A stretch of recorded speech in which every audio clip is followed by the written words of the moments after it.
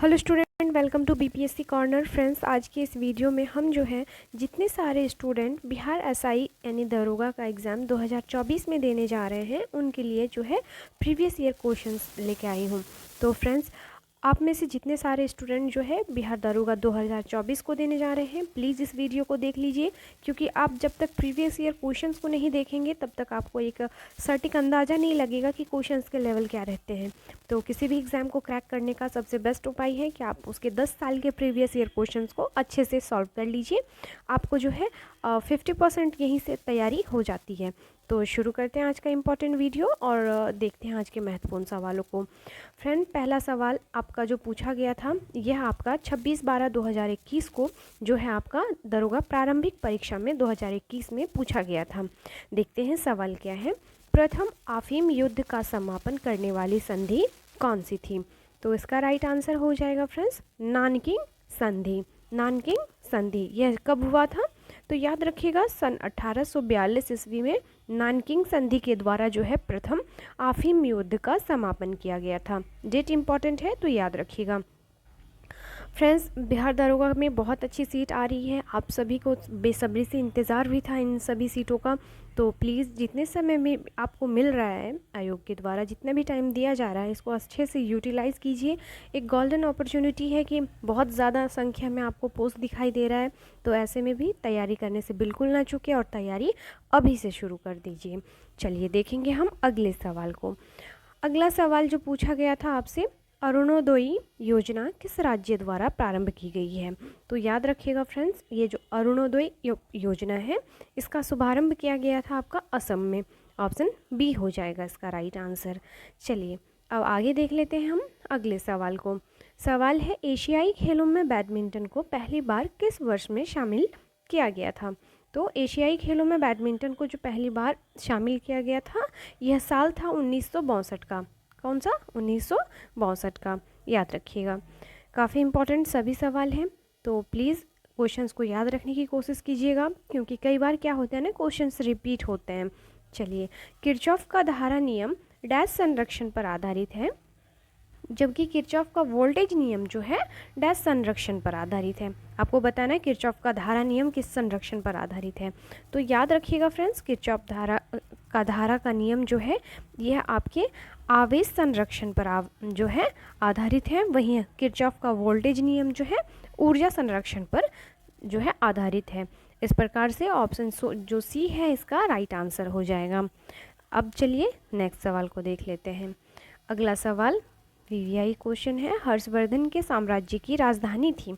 तो फ्रेंड्स, जो आपको ऑप्शंस दिए गए हैं कन्नौज, पाटलिपुत्र, प्रयागराज या वल्लभी, तो आपको पता होगा कि हर्षवर्धन के साम्राज्य की राजधानी जो थी यह कन्नौज थी।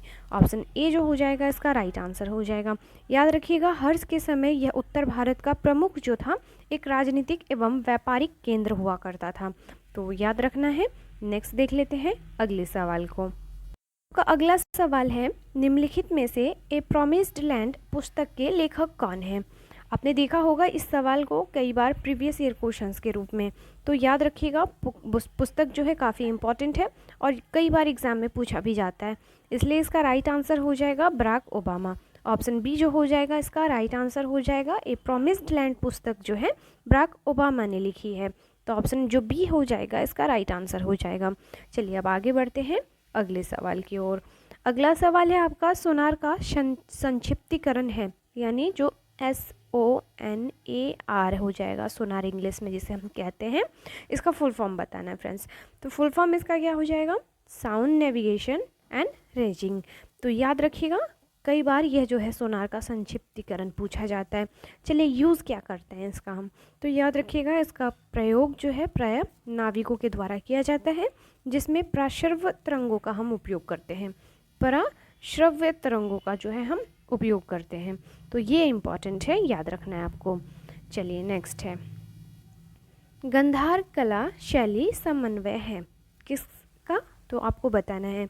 तो ये जो आपका मूर्ति कला की गंधार शैली है यह भारतीय और ग्रीक शैली के समन्वय से निर्मित है, भारतीय और ग्रीक कला के समन्वय से। तो ऑप्शन डी जो हो जाएगा फ्रेंड्स इसका राइट आंसर हो जाएगा। चलिए आगे देखेंगे अगले वाले सवाल को। भारत की प्रथम सौर ऊर्जा संचालित टेक्सटाइल मिल कहाँ निर्माण की जाएगी? ऑप्शंस आपको दिए गए हैं, राइट आंसर बताना है। तो फ्रेंड्स, जो भारत की प्रथम सौर ऊर्जा संचालित टेक्सटाइल मिल है, इसका निर्माण परभनी महाराष्ट्र में किया जाएगा। परभनी महाराष्ट्र में किया जाएगा। चलिए अब आगे देखते हैं अगले सवाल को। आपका अगला सवाल है, भारत में चाय के उत्पादन में प्रथम स्थान किस राज्य का है? यानी आपको बताना है किस राज्य में सबसे अधिक चाय का उत्पादन किया जाता है।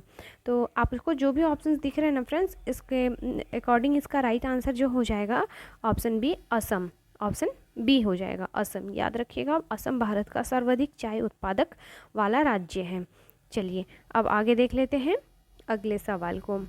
सवाल है आपका, निम्न नाभिकीय क्षय में उत्सर्जित कणों का क्रम है। तो कणों का अगर क्रम देखेंगे नाभिकीय क्षय में, तो इसमें हो जाएगा पहले बीटा, फिर अल्फ़ा, देन गामा। तो बीटा, अल्फ़ा, गामा, ये जो हो जाएगा सही क्रम हो जाएगा, याद रखिएगा। आगे देख लेते हैं। सवाल है, भारतवर्ष में जल प्रदूषण निरोध एवं नियंत्रण अधिनियम किस वर्ष में पारित किया गया? तो याद रखिएगा, भारतवर्ष में जल अधिनियम जो है आपका 1974 ईस्वी में जो है पारित किया गया था। तो ऑप्शन क्या हो जाएगा? डी हो जाएगा इसका राइट आंसर।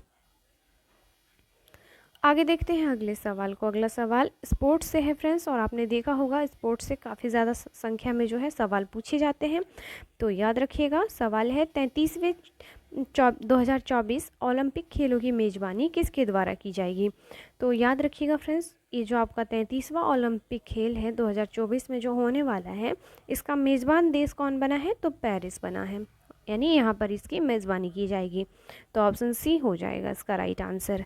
चलिए अगला सवाल है आपका, भारत में संघीय न्यायालय की स्थापना किस अधिनियम रिपोर्ट के द्वारा जो है की गई थी? तो आप में से सभी को इसका राइट आंसर पता होना चाहिए फ्रेंड्स, कि भारत में संघीय न्यायालय भारत सरकार अधिनियम 1935 द्वारा जो है स्थापित किया गया था। भारत सरकार अधिनियम 1935 के द्वारा भारत में संघीय न्यायालय की जो है स्थापना की गई थी। इस प्रकार से हमारा राइट आंसर ऑप्शन डी हो जाएगा। आगे देखेंगे अगले सवाल को। कुतुब मीनार के प्रवेश द्वार को जाना जाता है। तो याद रखिएगा फ्रेंड्स, कुतुब मीनार के प्रवेश द्वार को हम अलाई दरवाज़ा के नाम से जानते हैं। याद रखिएगा, ऑप्शन सी हो जाएगा। और यह कुतुब मीनार का जो है दक्षिणी प्रवेश द्वार है, दक्षिणी प्रवेश द्वार है। ये भी फैक्ट आप याद रख सकते हैं। चलिए अब आगे देखते हैं अगले सवाल को। अगला सवाल, पुस्तक हैप्पीनेस ऑल अराउंड के लेखक कौन है?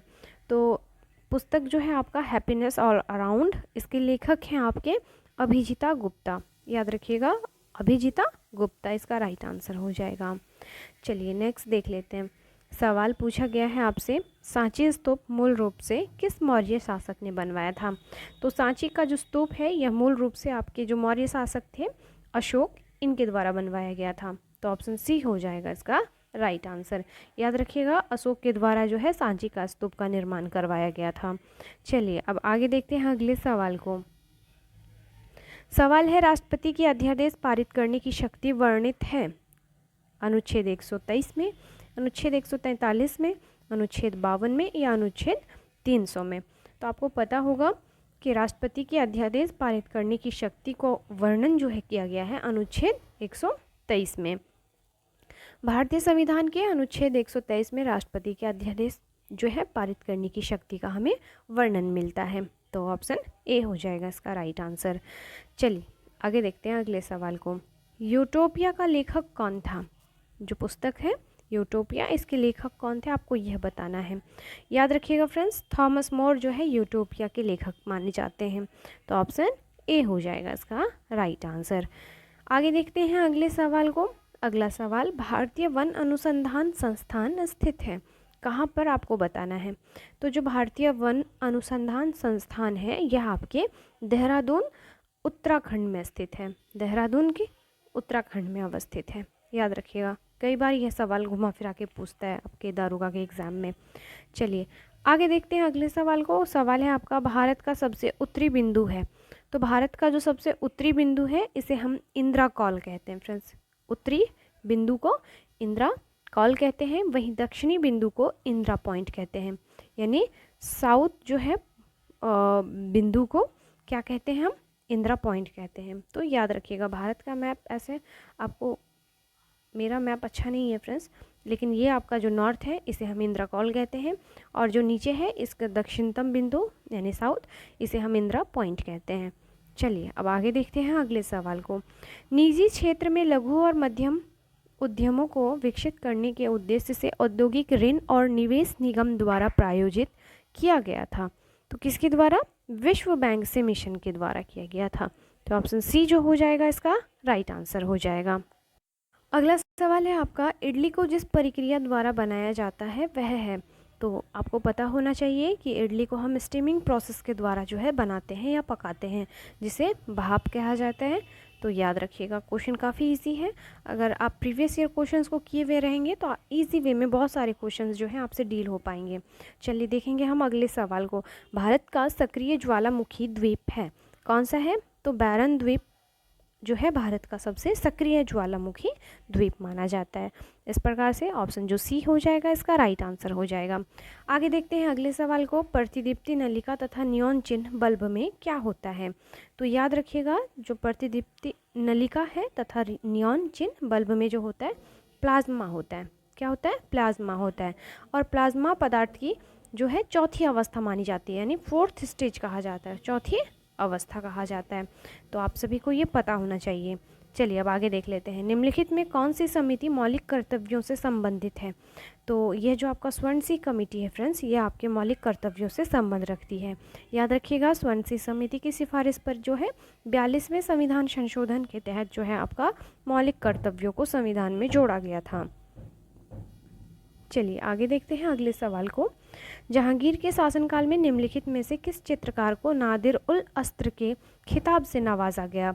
तो याद रखिएगा, जो जहांगीर के शासनकाल में चित्रकार थे यह उस्ताद मंसूर, इनको ही नादिर उल अस्त्र के खिताब से जो है नवाजा गया। इंपॉर्टेंट सवाल है फ्रेंड्स, याद रखिएगा।